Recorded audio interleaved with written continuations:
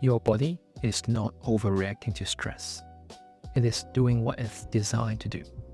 The problem is, it never gets the memo that the danger has passed.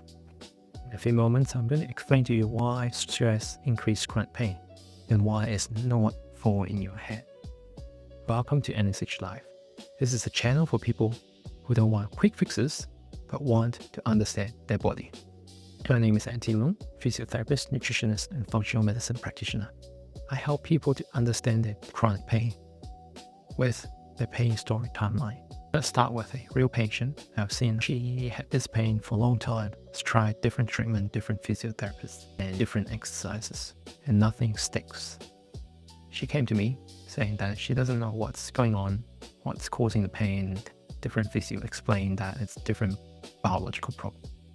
And as I dig deeper into her story, tell me one thing that strikes me, that she had this pain a long time ago. And there was a time that it just suddenly was gone. Just taking her holiday, going back home, staying with the family. So I asked a little bit more. And she was telling me about how, as a single mother, working full-time, taking care of the children, has to do all the house chore, she's always on the go. She doesn't use stress, but tense, busy. As we dig deeper into it, she does mention that every year when she takes on a holiday going back home, doesn't have to do any work, no house chore, the pain just suddenly gone. And this is what we see some people when their pain is affected by stress. For her, it was pain and gone, but for some people, it might be increasing in pain signals. And this isn't what I see. In the evidence where Timmers and colleagues in 2019 study about the psychological and physiological stress response in chronic pain. And the review have shown that stress and chronic stress can increase nervous sensitivity and also increase the cortisol level, which is a stress hormone in your blood that affects your whole body. It does increase pain sensitivity, also decrease your pain tolerance, affecting your sleep, affecting gut issues, and so on. But what we focus on today is pain, which is a normal part of your system because your system is designed to protect you from danger. Whether it is a real physical danger or a perceived danger, when we are always in this stress response, there are two things.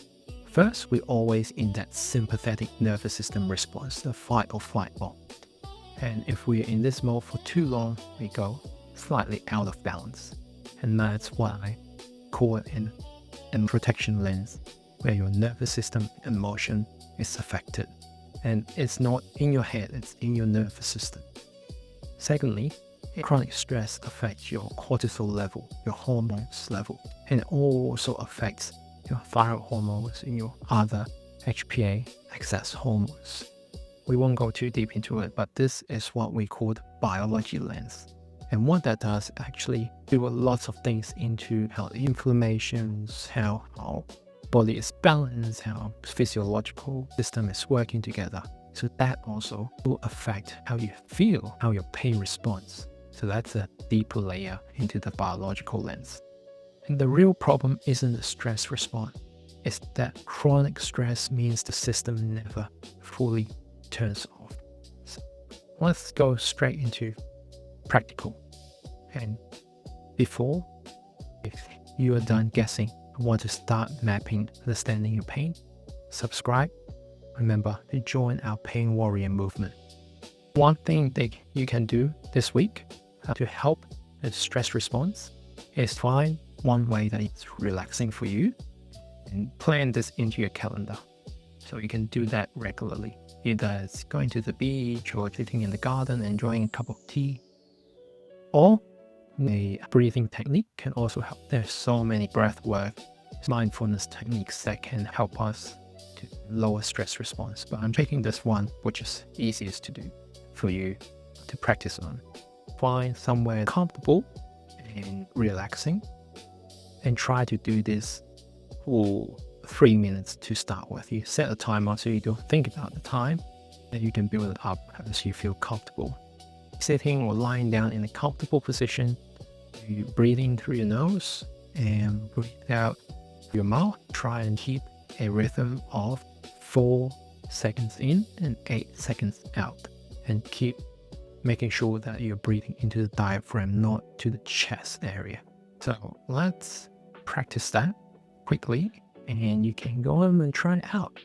So sitting comfortably, closing your eyes, or lying down comfortably. Try to relax all the muscles you have on your body. If you feel any tension, just relax them first. Now let's breathe in into your diaphragm from your nose for 4 seconds and breathe out for 8 seconds through your mouth. Notice any difference in your body. We're not doing whole 3 minutes here, but you can practice that at home for the whole 3 minutes. Okay.